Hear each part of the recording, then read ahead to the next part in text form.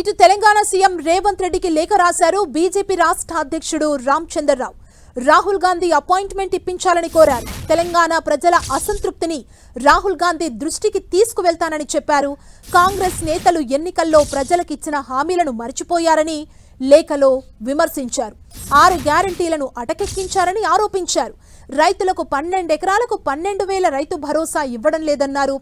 విద్యా భరోసా కింద విద్యార్థులకు 5 లక్షల సాయం ఏమైందని నిలదీశారు. నిరుద్యోగులకు నెలకు 4,000 చొప్పునిస్తామని భృతి ఎటుపోయిందంటూ ప్రశ్నించారు. నెరవేరని కాంగ్రెస్ గ్యారంటీలపై వినతి పత్రం సమర్పించేందుకు కాంగ్రెస్ అగ్రనేత రాహుల్ గాంధీతో అపాయింట్మెంట్ ఇవ్వాలని కోరారు రామచంద్రరావు. ఒకవేళ కాంగ్రెస్ నాయకత్వం స్పందించడంలో, అపాయింట్మెంట్ కల్పించడంలో విఫలమైతే అది కాంగ్రెస్ తెలంగాణకు, ఇక్కడి ప్రజలకు చేసిన తీవ్ర ద్రోహమని పేర్కొన్నారు.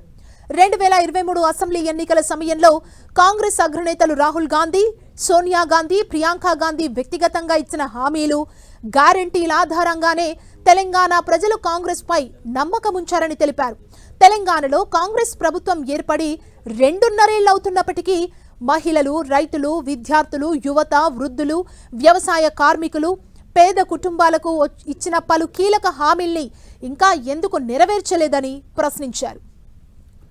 రాహుల్ గాంధీ పదే నిరుద్యోగులకు హామీ ఇచ్చిన నెలకు 4,000 నిరుద్యోగ భృతి కోసం ఇంకా ఎదురు చూస్తున్నామని తెలిపారు. నిరుద్యోగ యువతకు జాబ్ క్యాలెండర్, ఉపాధి అవకాశాల కోసం ఎదురు చూస్తున్నారన్నారు. ఇచ్చిన గ్యారంటీలను అమలు చేయడంలో కాంగ్రెస్ ఘోరంగా విఫలమైందని ధ్వజమెత్తారు. కాంగ్రెస్ ఇచ్చిన హామీలతో తెలంగాణ వ్యాప్తంగా ఉన్న వివిధ వర్గాల ప్రజల్లో తీవ్ర అసంతృప్తి, నిరాశ పెరుగుతోందని చెప్పారు. తెలంగాణ ప్రజల ఆందోళనలను, సమస్యలను నేరుగా రాహుల్ గాంధీ దృష్టికి తీసుకువెళ్లేందుకు వీలైనంత త్వరగా తనకు అపాయింట్మెంట్ ఇప్పించాలని ముఖ్యమంత్రి రేవంత్ రెడ్డిని కోరారు రామచంద్రరావు.